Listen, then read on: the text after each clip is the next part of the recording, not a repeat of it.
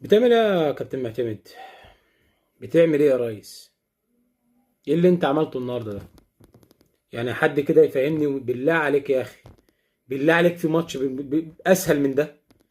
بالله عليك في ماتش اسهل من اللي انت لعبته النهارده ده.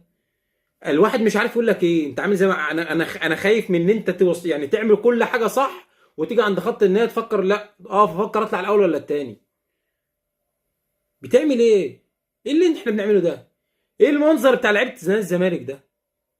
ايه ده؟ ايه السلبيه والاستسلام؟ وانا نازل في حد بينزل يلعب على التعادل يا كابتن؟ عمرك شفت فرقه نازله تلعب على التعادل وبتتعادل؟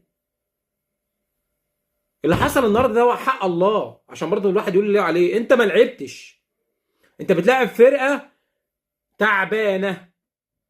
الزمالك لو قدر الله اتغلب بالبطوله دي ان شاء الله في العوده نرجع ونفوق من الغيبوبه اللي احنا كنا فيها في ماتش النهارده. بادئ الماتش بادم كايد مش فاهمين له مركز، وقلنا ماشي. عداد دباغ عمال يالف، فتوح عمال يتفزلك. طب وبعدين يا كابتن معتمد؟ تغييراتك متأخرة قوي. لعبتك بتقدم قرف في الملعب. انت كنت مستني ايه يعني؟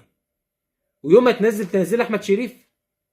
عندك الجزيره وناصر منسي بره، اللي المفروض كان واحد فيهم على الاقل اللي بدأ الشوط الثاني، كان منزل احمد الشريف. مش فاهمك والله حقيقي، انا مش فاهمك. انت ايه يعني؟ ايه أنا مش عارف اقول لك انت عملت ايه النهارده. انت بتقدم عبث. الزمالك النهارده قدم عبط هبل. فرقه مستسلمه قدامك، ما لا بتعرف تدافع ولا بتعرف تهاجم. انت بتهبب ايه؟ انت بتلعب ايه؟ انا نفسي تطلع تقول لي انا لعبت ايه. انا مش هتلاقي حاجه تقولها. انت نازل خايف. مفيش حد جبان بياخد بطوله يا كابتن معتمد. عمرك ما هتلاقي بطل جبان. عمر الجبان ما كان بطل. يا عم هنقول انت اتفاجئت من مستوى الفرقه التانيه في الماتش. فين مخك اللي شغال؟ فين جهازك الفني؟ محدش بيتكلم معاك.